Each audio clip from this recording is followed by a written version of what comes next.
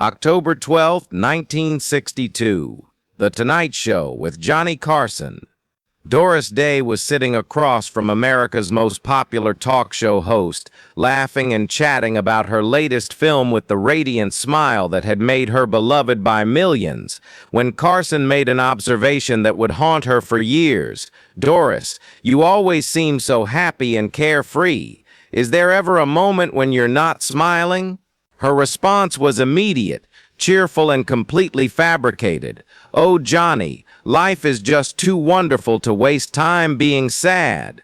What the audience didn't know, what Carson didn't suspect, and what Doris had been hiding behind that famous smile for over a decade, was that she was battling crippling anxiety, chronic insomnia, and a level of emotional pain that would have destroyed most people's ability to function, much less entertain millions. What she endured while maintaining the image of America's sweetheart would amaze anyone who understood the true cost of keeping pain private in a public life. The pressure to be perpetually happy had begun early in Doris's career. Studio executives, agents, and publicists had made it clear that her value as an entertainer depended entirely on her ability to project joy, optimism, and effortless contentment. Doris was told from the beginning that her brand was happiness, recalled former publicist Ruth Birch. Any sign of sadness, stress, or personal struggle was seen as a threat to her marketability. The entertainment industry of the 1950s and 1960s had no patience for stars who showed human vulnerability. Mental health was considered a personal weakness, and seeking help was viewed as career suicide. There was enormous pressure on all stars, but especially on someone like Doris, to maintain a perfect public image, explained former studio executive Peter Bart. Any crack in that image could destroy everything they had built. But behind the smile that charmed audiences worldwide, Doris was struggling with anxiety so severe that she would sometimes hyperventilate before performances, panic attacks that left her unable to sleep for days, and a constant fear that people would discover she wasn't the cheerful person they believed her to be. The anxiety started small, but it grew worse as her fame increased. Doris revealed in a rare candid interview near the end of her life, "The more people expected me to be happy all the time, the more terrified I became that I would disappoint them by being human." The panic attacks were particularly devastating. They would strike without warning, leaving her gasping for breath, sweating, and convinced she was having a heart attack. But she learned to hide even these terrifying episodes from everyone around her. "I became an expert at excusing myself to bathrooms, dressing rooms, or anywhere I could be alone until the attack passed," Doris remembered. "Then I would fix my makeup, practice my smile in the mirror, and return to being the person everyone needed me to be." The chronic insomnia was equally debilitating. Doris would lie awake for hours, her mind racing with worries about upcoming performances, fear that her anxiety would become visible to audiences, and the exhausting effort of maintaining her happy image during every public appearance. "I was getting maybe 2 or 3 hours of sleep per night," she recalled. "I was functioning on pure adrenaline and the terror that someone would notice I wasn't okay." But perhaps the most painful aspect of her hidden struggle was the isolation it created. Because her image depended on seeming effortlessly happy, she couldn't confide in friends, colleagues, or even family members about what she was experiencing. "I was surrounded by people all the time, but I felt completely alone," Doris reflected. "Everyone wanted to be around the happy person they thought I was, but nobody knew the real person I was behind that happiness." The irony was devastating. America's sweetheart, whose job was to make others feel joy, was privately battling despair while being unable to seek the comfort and support that her own audiences found in her performances. "I would perform songs about love and happiness while feeling empty inside," she revealed. "I would make people laugh while fighting back tears. I would project confidence while being consumed by fear." The breaking point came during the filming of The Man Who Knew Too Much in 1956. Director Alfred Hitchcock, known for his psychological intensity, began pushing Doris to access deeper emotions for her dramatic scenes. "Hitchcock could sense that there was pain beneath my cheerful exterior," Doris recalled. He kept pushing me to show vulnerability, to let the audience see something real. But I was terrified that if I let any pain show, even in character, I wouldn't be able to hide it again. During one particularly demanding scene, Doris had a panic attack so severe that she collapsed on set. The official story released to the press was that she had fainted from exhaustion, but the reality was that her hidden anxiety had finally overwhelmed her ability to maintain her public facade. That was my wake-up call, she reflected years later. I realized that hiding my pain wasn't protecting my career. It was going to destroy me. What happened next was the beginning of a slow, private journey toward healing that would span decades and require more courage than any performance she had ever given. Doris began seeing a therapist in secret, driving to appointments in disguises and using false names to protect her privacy. Dr. Elizabeth Warren, a pioneering psychologist who specialized in anxiety disorders, became her lifeline. Dr. Elizabeth Warren, a pioneering psychologist who specialized in anxiety disorders, became her lifeline. Dr. Elizabeth Warren, a pioneering psychologist who specialized in anxiety disorders, became her lifeline. Dr. Elizabeth Warren, a pioneering psychologist who specialized in anxiety disorders, became her lifeline. Dr. Elizabeth Warren, a pioneering psychologist who specialized in anxiety disorders, became her lifeline. Dr. Elizabeth Warren, a pioneering psychologist who specialized in anxiety disorders, became her lifeline. Dr. Elizabeth Warren, a pioneering psychologist who specialized in anxiety disorders, became her lifeline. Dr. Elizabeth Warren, a pioneering psychologist who specialized in anxiety disorders, became her lifeline.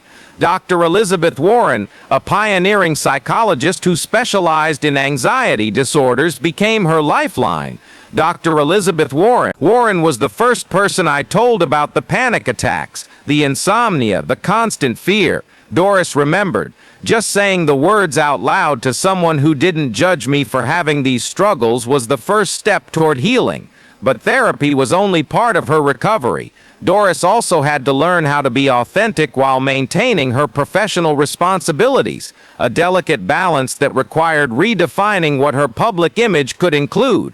I started allowing tiny glimpses of real emotion into my performances, she explained. Instead of smiling through every moment, I would let audiences see brief moments of vulnerability or genuine feeling. The response from audiences was surprising and overwhelming. Instead of rejecting her for showing human complexity, they embraced her more deeply for being real. When Doris started showing more emotional range, her performances became much more powerful, observed film critic Pauline Kael. Audiences connected with her on a deeper level because they could sense authentic feeling behind the character.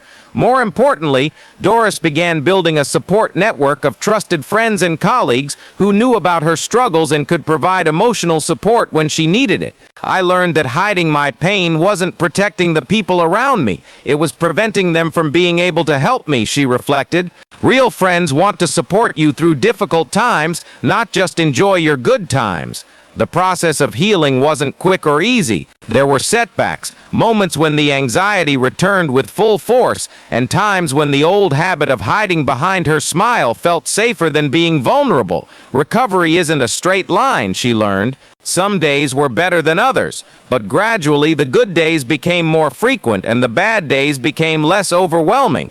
Perhaps most importantly, Doris discovered that her struggles had given her a deeper capacity for empathy and understanding that enhanced both her performances and her relationships with others. Having experienced that kind of emotional pain made me more sensitive to when others were struggling, she observed. I could recognize the signs of hidden suffering because I had been there myself. This newfound empathy led her to quietly support other performers who were battling similar challenges. Without ever publicly discussing her own struggles, she became a source of private encouragement for colleagues dealing with anxiety, depression, and the pressures of maintaining public images. Doris had this incredible ability to sense when someone was hurting and to offer support without being intrusive, recalled former co-star Rock Hudson. She had a way of letting you know you weren't alone without making you feel exposed or vulnerable. Her approach to helping others was always subtle but powerful. A quiet conversation on set, a thoughtful note of encouragement, or simply the reassurance that someone understood what they were going through could make the difference between despair and hope. I started using my own experience of hidden pain to help others feel less alone in their struggles, Doris explained.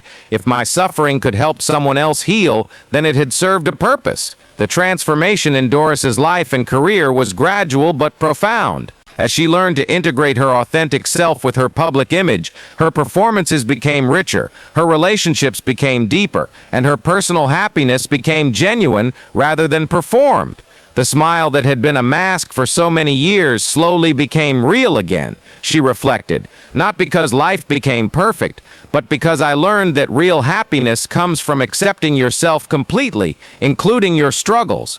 By the 1970s, when Doris stepped away from Hollywood to focus on animal welfare, she had achieved something remarkable. She had transformed her hidden pain into visible purpose, her private struggles into public service, and her performed happiness into authentic fulfillment.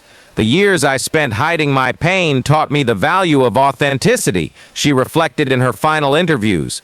I learned that true strength isn't about never struggling. It's about struggling and continuing to find reasons to smile anyway. The legacy of Doris Day's hidden battle with anxiety and emotional pain became an inspiration to countless others who were fighting similar struggles in silence. Doris proved that you can be both vulnerable and strong, both human and heroic, observed mental health advocate Dr. K. Redfield Jamison. Her journey from hidden pain to authentic healing showed that recovery is possible even for people living very public lives. Perhaps most importantly, her story helped reduce the stigma around mental health struggles in the entertainment industry and beyond. When people learned about what Doris had endured behind her famous smile, it gave them permission to acknowledge their own struggles, noted psychologist Dr. Martin Seligman. She showed that seeking help isn't weakness, it's wisdom. October 12, 1962, a talk show host asked America's sweetheart if she was ever not smiling, and she gave the cheerful answer that everyone expected to hear. What they didn't know was that behind that smile was a woman who had been fighting battles that would have broken most people, and who was slowly learning that real happiness isn't about never experiencing pain, it's about finding the courage to heal from pain while continuing to spread joy to others who need it. Doris Day's hidden struggles made her human, her journey to heal from those struggles made her heroic, and her decision to use her healing to help others made her a legend whose impact extended far beyond entertainment. She taught the world that behind every smile might be a story of struggle, and that the most beautiful smiles are often the ones that have been earned through overcoming pain. Her life proved that you can acknowledge your struggles without being defined by them, seek help without losing your strength, and find authentic happiness even after years of performed joy.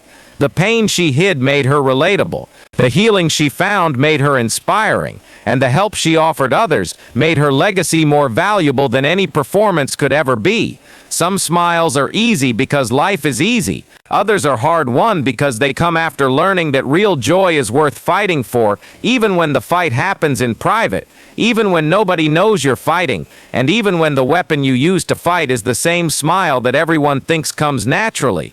For Doris Day, that smile became both her mask and her medicine, her burden and her gift, her way of hiding pain and eventually her way of healing from it. October 12th, the night America's sweetheart proved that the most convincing performances happen off stage, when you convince the world you're okay while you're learning how to actually become okay. Behind every public smile is a private story. Doris Day's story was one of courage, recovery, and the understanding that true happiness isn't about never falling down, it's about learning how to get back up and keep smiling for all the right reasons. She fell down in private and got back up in public, and in doing so she showed millions of others that it's possible to transform pain into purpose, struggles into strength, and performed happiness into the real thing. That's what made her America's sweetheart, not because she was always happy, but because she learned how to find real happiness after years of pretending to have it. and because she used that journey to help others find their own path from pain to healing, from loneliness to connection, and from performed joy to authentic peace.